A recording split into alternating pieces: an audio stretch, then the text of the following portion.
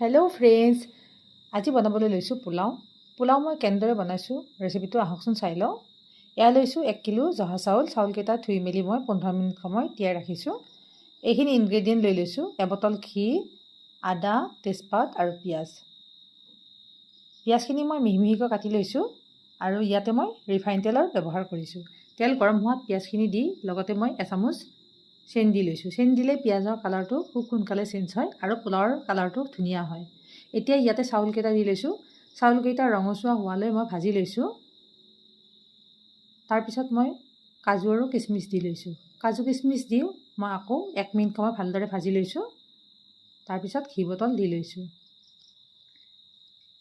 শেষত মই আদা দি লৈছোঁ। আপোনালোকে আদাৰ ৰস দিবও পাৰে, মই মিহিকৈ পিহি পেলাই দি লৈছোঁ। এতিয়া মই চাউলকেইটা 2টা কুকাৰত দি লৈছোঁ। ইয়াতে পানী দিছোঁ, লগতে সোৱাদ অনুযায়ী নিমখটো দি লৈছোঁ।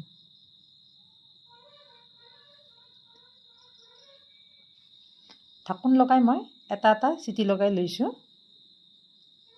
ইয়াৰ ৰেডি। সঁচাকৈয়ে খুব ধুনীয়া হৈছে। আজিৰ ভিডিঅ'টো চাই যদি ভাল লাগিছে লাইক কৰিব আৰু মোৰ চেনেলটো ছাবস্ক্ৰাইব কৰিব, লগতে শ্বেয়াৰ কৰি দিব। আজিৰ ভিডিঅ'টো চোৱাৰ বাবে ধন্যবাদ।